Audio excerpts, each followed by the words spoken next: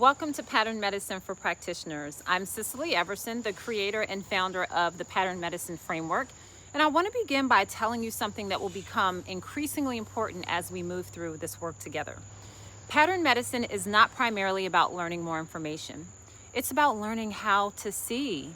Most of us have been taught to look at the body in pieces, right? A digestive symptom belongs to the gut, to digestion. A hormone symptom belongs to the endocrine system. Anxiety belongs to the nervous system. And fatigue belongs, who knows where that belongs, right? And then we learn these protocols for each of these individual things. But the human body doesn't actually organize itself that way.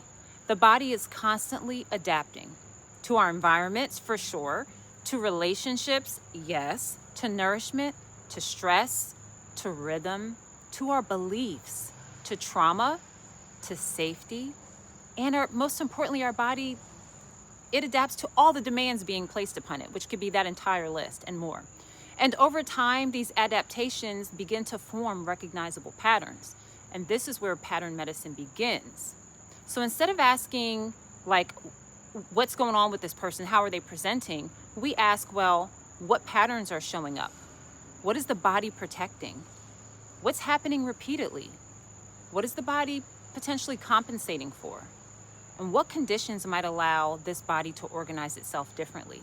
And that shift from identifying symptoms to recognizing patterns, this is the foundation that pattern medicine is built on.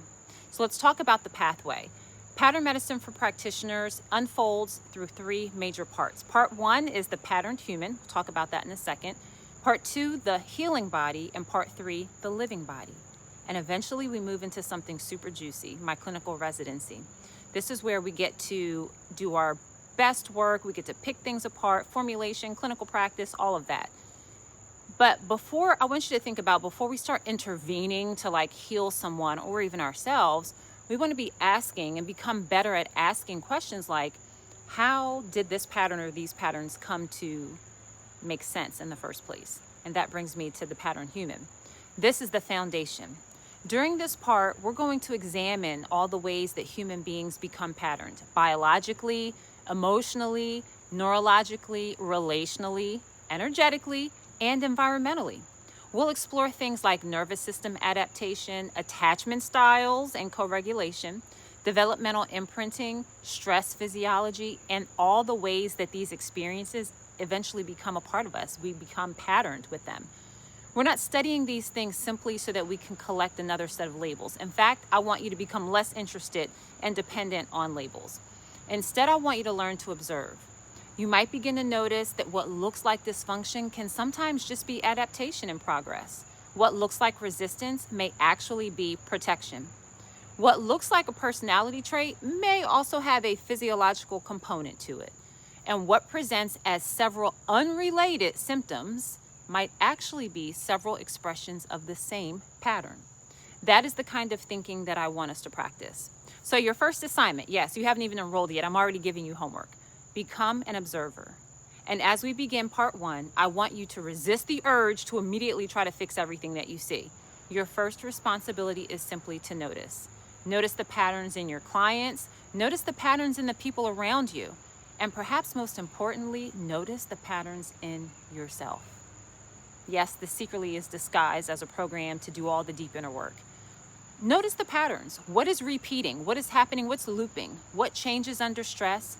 What happens when safety increases? What is the body consistently asking for? And if it's consistently asking for something, does that mean that we aren't giving it what it needs? Just a thought. And what have you previously called a problem that actually, now that you're listening to this, might make more sense to call it an intelligent adaptation? Right now, I just want you to develop your eyes. You don't have to have all the answers, because one of the central skills of a pattern medicine practitioner is the ability to see the story underneath the symptoms without prematurely trying to decide what that story means. So let's begin, okay? Because our work is going to start on September the 17th, our very first fall cohort for this year. Throughout this program, you'll have access to all of the recorded teachings, live time together, open studio, which is like office hours, where we get to pick apart things, case studies, all of that good stuff. We get to heal ourselves. I don't expect you to have all the answers, but I do expect you to be curious. I expect you to question some of the things that you've previously learned. And I expect you to make connections now using the information that's going to be new to you, connections that you've never made before. Over time, you will begin to walk into a room or sit across from a client if you're already working with people and see far more than you ever saw before. And that is the beginning of pattern medicine. Not knowing everything, just seeing differently.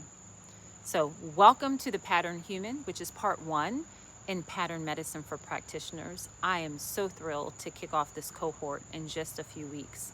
So if you're down, I want you to enroll so that we can experience this together and so that you can be forever changed. Let's begin.